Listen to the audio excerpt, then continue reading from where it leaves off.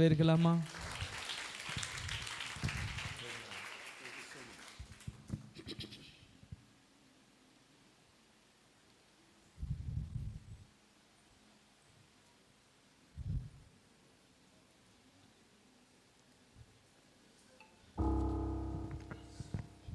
சேனைகளின் கர்த்தராகிய இயேசு கிறிஸ்துவின் வல்லமுள்ள நாமத்தினால் அனைவருக்கும் என் அன்பின் நல்வாழ்த்துக்களை கொண்டு வருகிறேன். மீண்டும் ஒரு வருஷம் இணைந்து நாமத்தை உயர்த்தப்பட்டு தேவன் பாராட்டு இறக்கங்களுக்காக கர்த்தருக்கு மகிமை செலுத்துகிறேன். வாய்ப்பு அருமையான பிஷப் அவர்களும் குடும்பத்தார் திருச்சபைக்கும் நன்றி செலுத்துகிறேன். இப்பொழுதும் தேவனுடைய வார்த்தைக்கு நேராய் நம்முடைய இருதயங்களை நாம் திருப்ப போகிறோம். சிறு பிள்ளைகள் முதற்கொண்டு பெரியவர்கள் வரைக்கும் சில நிமிடங்கள் தேவனுடைய வார்த்தைகள் செவிகளை இறுதி திருப்ப போகிறோம். கர்த்தருடைய ஆவியானவர் எங்கே உண்டோ அங்கே விடுதலை உண்டு என்று சொல்ல வேதம் சொல்லுகிறார். ஆகவே இந்த விடுதலையோடு கூட தேவனை ஆராதித்து கர்த்தருடைய நாமத்து நிமித்தம் ஆசம் கிருபை செய்ய வல்லவராயிருக்கிறார். அருமையான சாட்சிகளை நாம் கேட்டோம். நம்முடைய ஆண்டவர் இன்றைக்கும் ஜீவிக்கிறார் என்பதற்கு நம்முடைய சபை எவ்வளவு சாட்சியாக இருக்கிறது என்பதை தேவன் அறிந்திருக்கிறார். இன்னும் அநேக சாட்சிகளை எழுப்புவார் என்று நான் விசுவாசிக்கிறேன். சொன்னதை போல உள்ளங்கையளவு மேகம் போதும் அது திரளான ஆசீர்வாதங்களை கொண்டு வருவதற்கு அடையாளமாகவே இருக்கிறது. இந்த நாளும் நம்ம இறுதி ஆண்டு நேராய் திருப்பம் கர்த்தர் பெரிய காலம் செய்வாராக.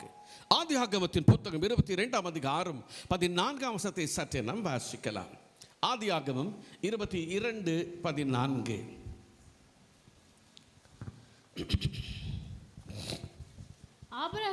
ஆபிரகாம் அந்த இடத்துக்கு யெகோவா ஈரே என்று பெயரிட்டான். அதனாலே கர்த்தருடைய பர்வதத்திலே பார்த்து கொள்ளப்படும் என்று இந்நாள் வரைக்கும் சொல்லப்படுகிறது. கிறிஸ்துவுக்குள் பிரியமானவர்களே, யெகோவா ஈரே, இந்த நாளிலே உங்கள் மத்தியில் என்ன வார்த்தை கொடுக்க வேண்டும் என்று நேற்று இரவு நான் 12 மணியும் தாண்டி விட்ட போதும் ஆண்டவரத்தில் கேட்டுக்கொண்டிருந்தேன். ஆண்டவரே, இன்னும் சரியான வார்த்தை எனக்கு கிடைக்கவில்லை. நாளைதிலும் சபை மக்களுக்கு நான் உம்முடைய வார்த்தைகளை கொடுக்கும்படி உங்களுடைய பாத்தில காத்திருக்கிறேன். முதலாவது நீர் என்னோடு பேசும், என் மூலமாக என் மக்களோடு பேசும் என்று நான் கேட்டுக்கொண்டிருக்கும்போது ஆவியானவர் பல காரியங்களில் சொல்லும் திட்டவட்டமாய் இந்த வார்த்தையை மாத்திரம் என் இருத்திலே போட்டார். யெகோவா ஈரே என்ற நான் உன்னோடு கூட இருக்கிறேன், அதை போய் சொல்லு என்று சொன்னார். ஆக இந்த நாளிலே யெகோவா ஈரே என்ற வார்த்தையை குறித்து ஒரு சில நிமிடங்களோடு நான் தேவனுடைய வார்த்தை பகிர்ந்து கொள்ள விரும்புகிறேன். இந்த தேவன் எதற்காக இந்த செய்தியை கொடுத்த எனக்கு தெரியாது. ஆனால் வந்தவுடனே நான் செய்தி கொடுக்கிறேனே இல்லையோ, சாட்சியின் வாயிலாக கர்த்தர் எல்லா செய்தியும் உறுதிப்படுத்தி கொடுத்தார். எல்லாமே ரைட். யெகோவா ஈரே, தேவனுடைய பர்வதத்தில் பார்த்துக்கொள்ள அப்படின்னு சொன்னால் தேவன் கொடுப்பார் என்று அர்த்தம். தேவ சன்னிதிக்கு வரும்போது தேவ சன்னிதானத்தில் எல்லாவற்றையும் தேவன் சந்திப்பார் என்று சொல்லி அர்த்தம். அன்றைக்கு சொல்லப்பட்டது, அன்றைக்கு நடந்தது, அது இந்த நாள் வரைக்கும் நடந்து கொண்டிருக்கிறது என்பதை இன்றைக்கும் நம்முடைய சபையை சற்று முன்பு நீங்கள் சாட்சியின் வாயிலாக ஒரு செய்தியை கேட்டுவிட்டீர்கள். என்ன சாட்சி?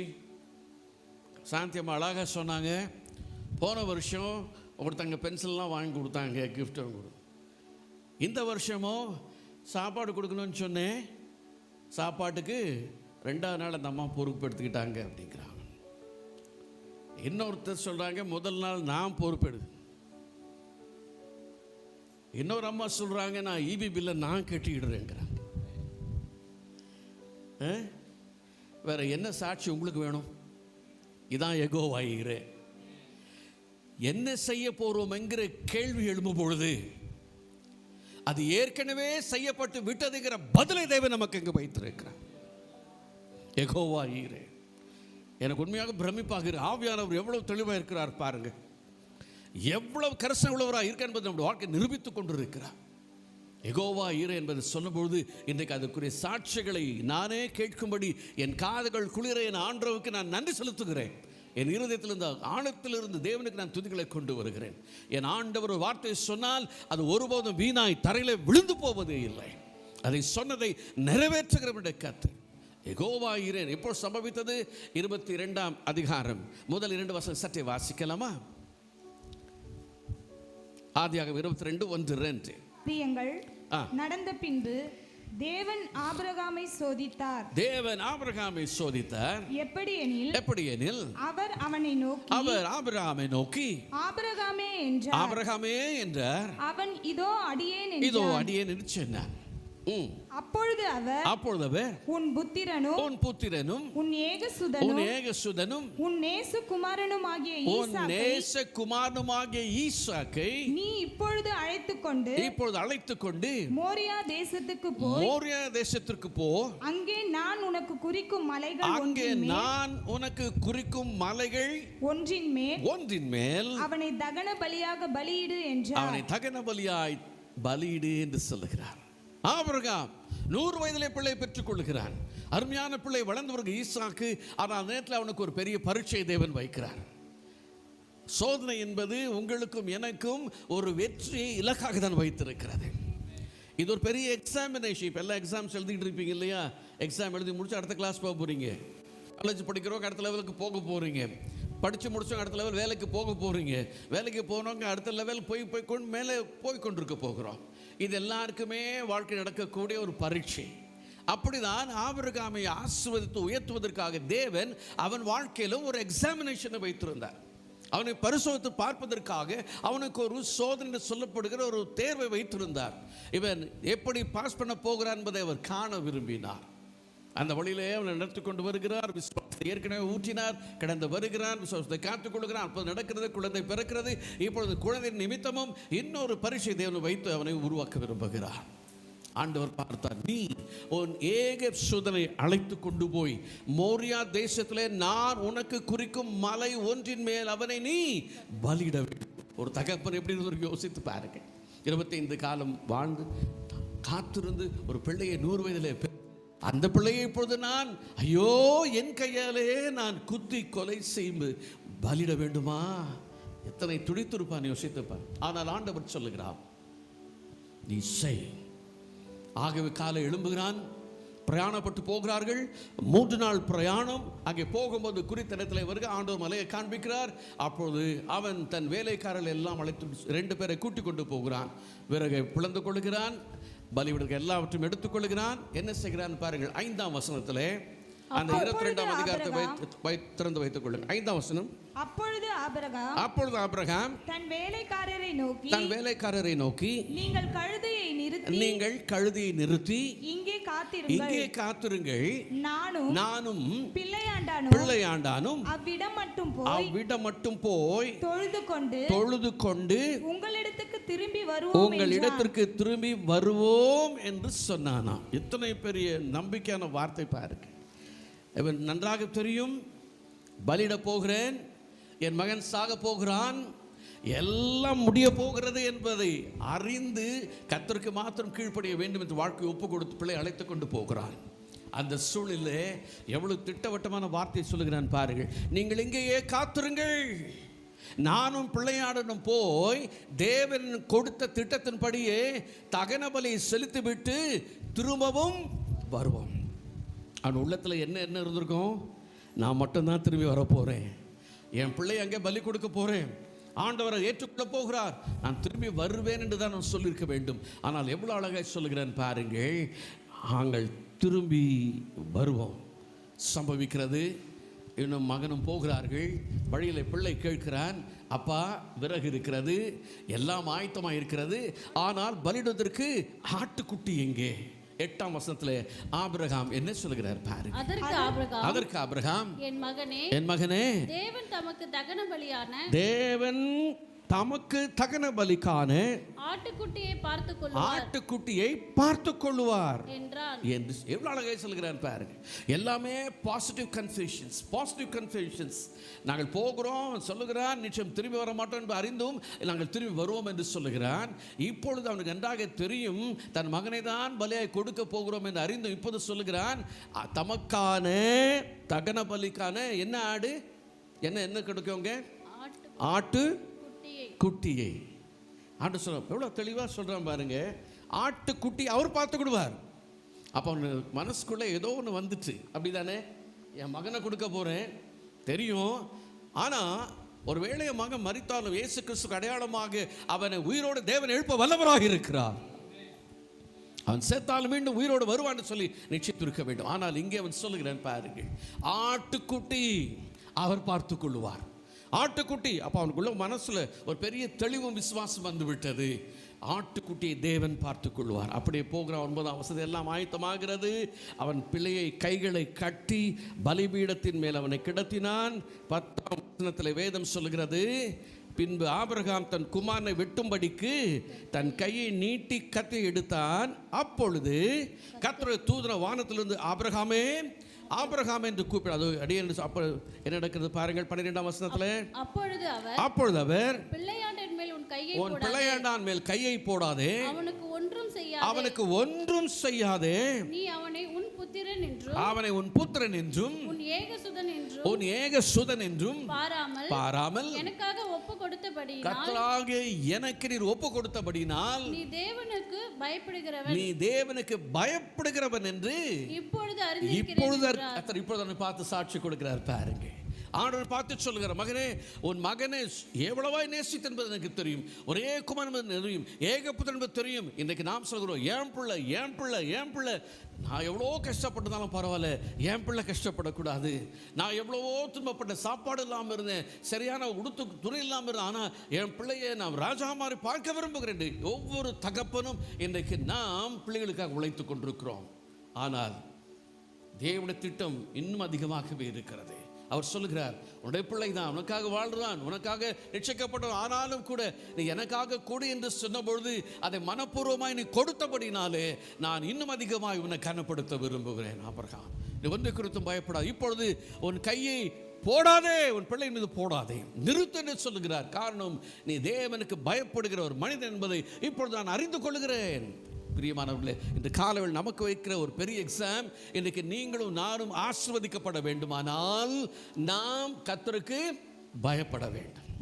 இதான் தேவன் சொல்கிறார். யெகோவா, அடுத்த வருஷத்தில் நாம் வாசிக்கிறோம், அப்படி போகிறான், கண்களை பார்க்கிறான். வாசிக்கலாம் 13.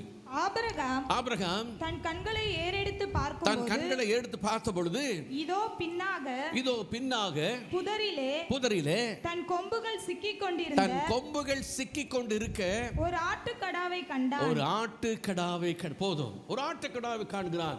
எந்த மோரியா மலையிலே நான் உனக்கு காண்பிக்கிறேனோ அந்த மலையிலே நீ போய் பலி இடு என்று சொன்னபொழுது தேவனுடைய வார்த்தைக்கு கீழ்ப்படிந்து சென்ற அந்த ஆபிரகாம் சொல்லுகிறான், பலி இடுவதற்கான ஆட்டுக்குட்டியை கர்த்தர் பார்த்துக் கொள்வார். திரும்பி பார்க்கிறான், உன் மகனை இப்பொழுது ஒன்றும் செய்யாது. அவன் மீது கையை திரும்பி பார்க்கும் பொழுது அந்த மலையிலே ஏற்கனவே ஒரு ஆடு சென்று அங்கே புதரிலே கொம்புகள் சிக்கிக்கொண்டு அமைதியாக இருக்கிறது. ஆண்டவர் காண்பிக்கிறார். என்ன விசுவாசமான வார்த்தை பாருங்கள். ஆண்டவர் ஆட்டுக்குட்டியை பார்த்துக் கொள்வார். விசேஷமான பிரியமானவர்களே, இந்த மோரியா மலையை குறித்து சொல்லும் போது அந்த ஆராய்ச்சியாளர் சொல்லுகிறார்கள், வேதாக பண்டிதர் சொல்லுகிறார்கள், இந்த மோரியா மலையில் ஆடே போகாதான். எல்லா மலைகளிலும் நீங்கள் ஆடு ஏறதை பார்க்கலாம், ஆனால் இந்த மோரியா மலையில் ஆடுகளை பார்க்கவே முடியாதான். எவ்வளோ பெரிய பியூட்டி பார்த்தீங்களா, எவ்வளோ பெரிய அற்புதம் இல்லை? அந்த மோரியா மலையில் ஆடுகளே செல்லக்கூடாத ஒரு பகுதியாக இருக்கிற இடத்துல அற்புதமாய் தேவன் முன்கூர்த்த திட்டத்தை நிறைவேற்றும்படி தேவன் ஏற்கனவே அவன் சொன்ன வார்த்தையின்படி கர்த்தர் பார்த்து கொள்வார்.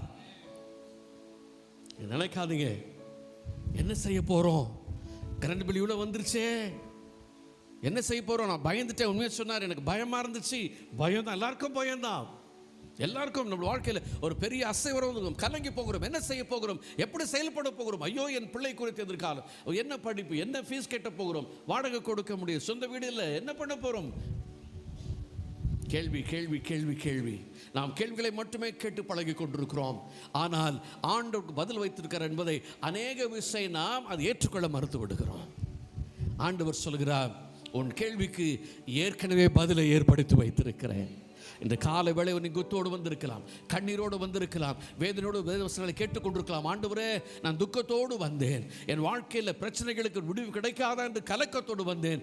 ஆனால் இப்பொழுது பரிசுத்த ஆவியானவர் சொல்கிறார், நீ தைரியமாய் புறப்பட்டு போ, உன் தேவைகள் சந்திக்கப்படும்.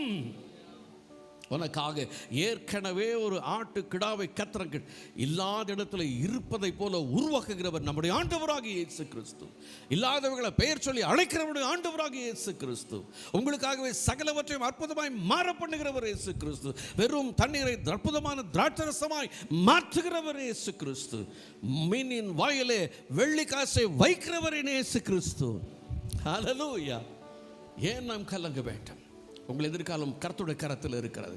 ஆகவே தான் சங்கீதக்காரன் சொல்கிறான், கர்த்தரை எப்பொழுதுமாக வைத்திருக்கிறேன், நானே அசைக்கப்படுவதில்லை. வேதனோடு வந்திருக்கிறேன், கலக்கத்தோடு வந்திருக்கிறீர்களா? உங்கள் துக்கம் சந்தோஷமாய் மாறும்படி இந்த கால யெகோவா ஈரே உங்களுக்காய் எல்லாவற்றையும் செய்து முடிக்க வல்லவராய் இருக்கிறார். ஆண்டவர் சொல், நீ கர்த்தருக்கு பயப்படுகிற என்பதை நான் அறிந்திருக்கிறேன்.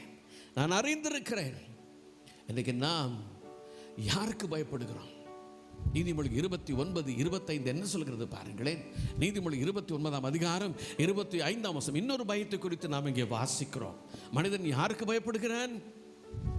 29:25. மனுஷனுக்கு பயப்படும் பயம், மனுஷனுக்கு பயப்படுகிற பயம் கண்ணியை வருவிக்கும். போதும், மனுஷனுக்கு பயப்படுகிற பயம் கண்ணியை வருவிக்கும். எனக்கு கர்த்தருக்கும் பயப்படுறீங்களா? மனுஷனுக்கு பயப்படுறீங்களா? மனுஷனுக்கு பயந்தால் அது வேதனை உண்டாக்கும், இன்னும் பயத்தை உண்டாக்கும்.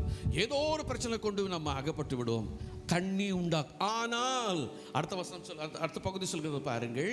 கர்த்தரை நம்புகிறவனோ உயர்ந்த அட்டைக்காரன் சொல்கிறார், உயர்ந்த அட்டை பாதுகாப்பின் இடத்துல கொண்டு போய் வைப்பென்று கர்த்தர் சொல்கிறார்.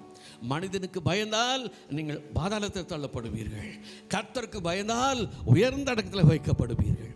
உங்கள் காரியங்களை குறித்து கர்த்தருடைய கரத்தில் விசாரிங்க. ஆண்டவரே, நான் என்ன செய்யட்டும்? எப்படி செயல்பட வேண்டும்? என்னை மிரட்டுகிறார்கள், கொள்ளைப்படும் என்று சொல்லுகிறார்களே, நான் என்ன செய்யட்டும்? நம்ம அழகாக சொன்னாங்க சாட்சி. சாந்தமாக இருக்காங்களா? டீ போட போயிட்டாங்களா? இருக்கிறாங்களா? Very good. என்னை அடித்தாலும் பரவாயில்ல. இன்னொரு வார்த்தை சொன்னாங்க, என்ன பண்ணாங்க சொல்லுங்க, சத்தமாக சொல்லுங்க. அப்புறம்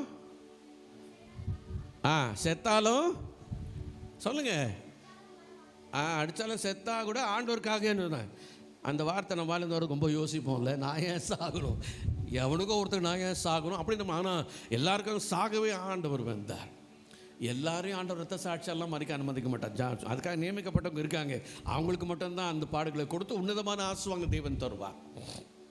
ஆண்டவர் சொல்லுகிறார், என்னதான் சாத்திரம் எடுத்து வந்தாலும், உங்களுடைய ஆசீர்வாதங்களை முட்டைக்கு போட பார்த்தாலும், நீங்கள் எழும்பக்கூடாது என்று சத்துருவுக்கு விரோதமாக எழும்பி என்ன விதமான காரியங்களை செய்தாலும், இன்று இயேசுவின் நாமத்தில் அவை அனைத்தும் அபத்தமாய் மாறி போகும். உனக்கு விரோதமாக உருவாக்கப்படும் எந்த ஆயுதமும் வாய்க்காதே போகும் என்று கர்த்தர் சொல்லுகிறார். வாய்க்காதே போகும். ஆபிரகாம் கொள்ளுங்கள், 2 காரியங்களை செய்தான், கர்த்தருக்கு பயந்தான். அடுத்து 15ஆம் வசனத்தில் என்ன சொல்கிறான் பாருங்க. இப்பொழுது மீண்டும் ஆதியாகமம் 22:15 நாம் வருகிறோம். கர்த்தருடைய தூதனானவர் இரண்டாம் தரம் வானத்திலிருந்து ஆபிரகாமை கூப்பிட்டு, நீ உன் புத்திரன் என்றும் உன் ஏகசுதன் என்றும் பாராமல் அவனை ஒப்பு கொடுத்து இந்த காரியத்தை செய்தபடியால் நான் உன்னை ஆசீர்வதிக்கவே. நன்றாய் கவனிங்கள். இரண்டாம் தரம் ஆண்டவர் சொல்லுகிறார், முதலாவது ஏகபுத்திரன் பாராமல் ஒப்பு கொடுத்தபடினால் உனக்கு வேண்டிய ஆட்டுக்கடா ஆயத்தமாக இருக்கிறது. இப்பொழுது மீண்டும் கூப்பிட்டு சொல்லுகிறார், உன் ஏகபுத்திரன் பாராமல் ஒப்பு கொடுத்தபடியினால் நான் என்ன செய்ய போகிறேன்? நான் உன்னை ஆசீர்வதித்து உன் சந்ததியை வானத்தின் நட்சத்திரங்களைப் போல கடற்கரை மணலை போலவும் பெருகவே பெருக பண்ணுவேன் என்று உன் சந்ததியார்கள் தங்கள் சத்துருக்களின் வாசல்களை சுதந்தரித்துக் கொள்வார்கள் என்றும் நீ என் சொல்லுக்கு கீழ்ப்படிந்தபடியினால் உன் சந்ததிக்குள் பூமியில் உள்ள சகல ஜாதிகளும் ஆசீர்வதிக்கப்படும் என்று என் பேரில் ஆணையிட்டு என்று சொல்லுகிறார். அழகாக சொல்லு, 2 தரம் அதை உறுதிப்படுத்துகிறார். உன் பிள்ளை என்று பாராமல் ஆசீர்வதிக்கவே ஆசீர்வதித்து நட்சத்திரங்களை போலவும் கடற்கரை மன போலவும் பெருகவே பெருக பண்ணி பூமியில் உள்ள சகல வம்சங்களும். ஆகவேதான் உலகத்துக்கு அத்தனை பேரும் சொல்றான். இன்றைக்கு விசுவாச குடும்பத்திற்காக நாம் சொல்கிறோம், நாம் எனக்கு யார் விசுவாச தகப்பன் யாரு? நமக்கு யாரு? கரெக்ட். நமக்கு விசுவாச தகப்பன் யாரு? ஆபிரகாம். கொஞ்சம் வெயிட் பண்றீங்களா ப்ளீஸ்? கொஞ்ச நேரம் வெயிட் பண்றீங்களா? கொஞ்சம் வெயிட் பண்ண சொல்லலாமா? எலெக்ஷன் ஜெபம் போயிட்டு இருக்கு, கொஞ்சம் வெயிட் பண்ணுறீங்களா ப்ளீஸ்? நன்றி, ரொம்ப சந்தோஷம் நீங்கள் வந்தது. உங்களுக்காக நான் பிரார்த்தனை பண்ணுறோம், கொஞ்சம் வெயிட் பண்ணுங்க தயவு செய்து. தேங்க்யூ. ஆபிரகாமை பார்த்து சொல்லுகிறேன், இரண்டாம் விசை நான் உன்னை ஆசீர்வதிக்க வருவேன், ஆசீர்வதிக்கவே ஆசீர்வதிக்க போகிறேன். ஆகவே விசுவாசிகள் நாம் சொல்லுகிறோம் ஆபிரகாம் எங்களுக்கு விசுவாச தகப்பன். யூதர்கள் என்ன சொல்லுகிறார்கள்? ஆபிரகாம் தான் எங்களுக்கு விசுவாச தகப்பன். இந்த இஸ்லாமியர் என்ன சொல்லுகிறார்? இஸ்மாயில் மூலமாக ஆபிரகாம் தான் எனக்கு தகப்பன் சொல்லுகிறார். உலகம் முழு அத்தனை பேருக்கும் ஆபிரகாம் விசுவாசம். ஆண்டு சொன்னார், உன்னை பூமியின் சகல சந்ததிக்குள்ளும் ஆசீர்வதித்து உன்னை நான் பெருக பண்ண. எத்தனை பெரிய வாக்குத்தத்தம்! ரெண்டு விஷயம், நீ கர்த்தருக்கு பயப்பட வேண்டும். ஆண்டவர் சொல்லுகிறார், நீ கர்த்தருக்கு கீழ்ப்படிய வேண்டும். எபிரேயர் 6:14 சொல்லு. 13ஆம் வசனத்தில் கர்த்தரை விட பெரியவர் கர்த்தரே அவர் பேரை ஆணையிட்டு நான் உன்னை ஆசீர்வதிக்கவே ஆசீர்வதித்து உன்னை பெருகவே பெருக பண்ணிட்டு சொல்லி கர்த்தருடைய வாக்கு பண்ணி அபரிதமாய் ஆசீர்வதித்தாராம். கர்த்தர் நல்லவர், அவர் கிருபை என்று. இந்த காலவெளியிலே பரிசுத்த ஆவியான ஒவ்வொருவரையும் ஆசீர்வதிக்க விரும்புகிறார். கர்த்தருடைய கரம் நம்மோடு கூட இருக்க போகிறது. கர்த்தருடைய நன்மையினால் இரக்கத்தினால கர்த்தர் நம்மை நிச்சயமாய் கனப்படுத்த போகிறார். கவலைப்படாதீர்கள். இந்த காலவெளியில் கர்த்தர் சொல்ல, யெகோவா ஈரே, என்ன தேவை ஆண்டவரே? எனக்கு 1 லட்சம் வேணும். 1 லட்சத்தை சைபர் போட்டு எண்ணிட்டு இருக்காதீங்க. ஆண்டவர் பாத்தில் போய் நில்லுங்க.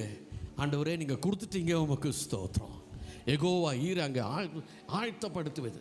யாரோ ஒருவரை எழுப்பி இபிபியில் கட்டுறதுக்கு ஆர்டர் இது பண்ணிருந்தார்ல.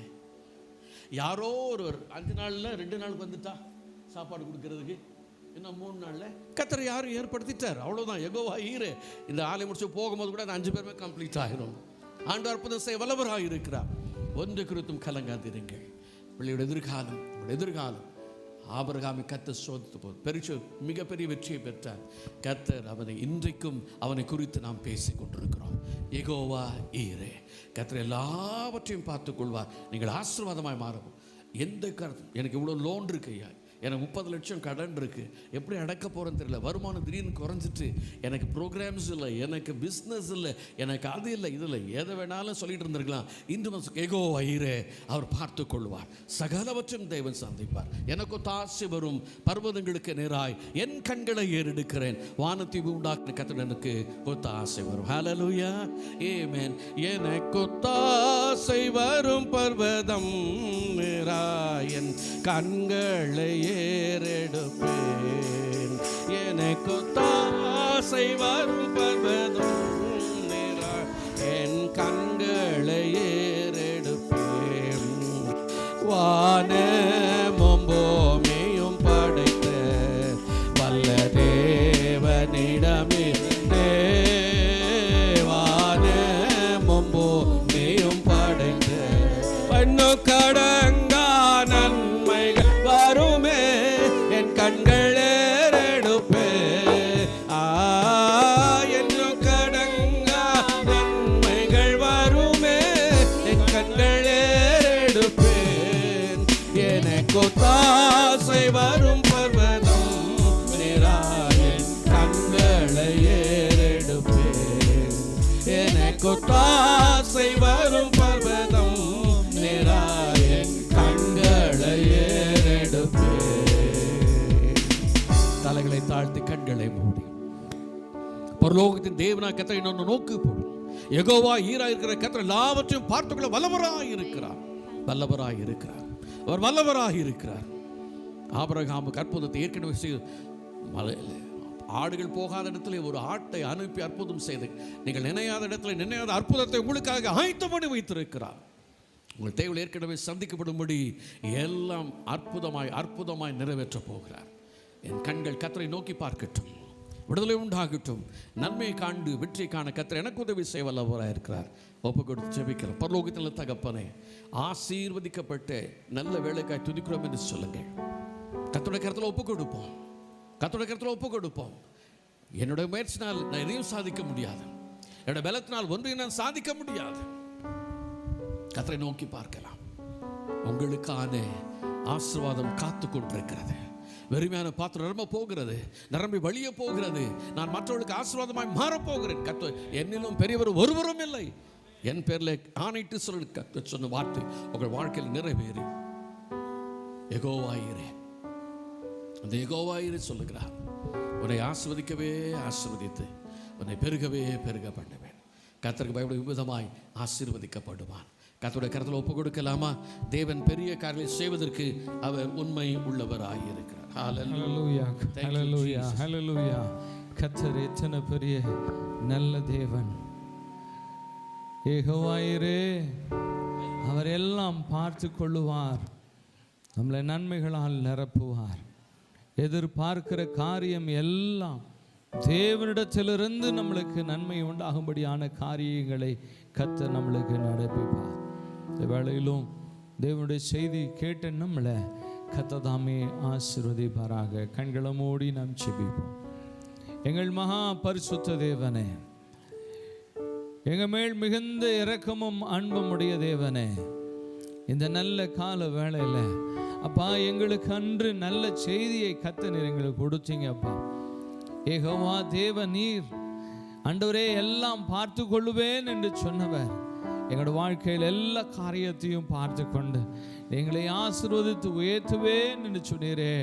உன்னை உயர்த்துவேன் என்று சொன்னீரே. அதற்காய் நன்றி ஆண்டவரே. உடைய நாம மகிமைப்படட்டும். இந்த நாளிலே தாகத்தோடு வந்த நம்முடைய பிள்ளைகள் எல்லாரையும் திருப்தியாய் கடந்து போகும்படியே கர்த்தர் கிருபை செய்தீரே. அதற்காய் நன்றி செலுத்துகிறேன். பெரிய காரியங்களை செய்வீராக. உடைய நாம மகிமைப்படட்டும். இயேசுவின் நாமத்தில் பிதாவே, ஆமென். நம்முடைய கர்த்தராகிய இயேசு கிறிஸ்துவின் கிருபையும் பிதாவாகிய தேவனுடைய அன்பும் பரிசுத்த ஆவியானவருடைய ஐக்கியமும் இன்றும் சதா காலங்களிலும் நம் அனைவரோடும் நிலைத்திருப்பதாக. ஆமென். இயேசு கிறிஸ்து மாறாதவரே, மாறாதவரே, மாறாதவரே. ஆமென். இயேசு கிறிஸ்து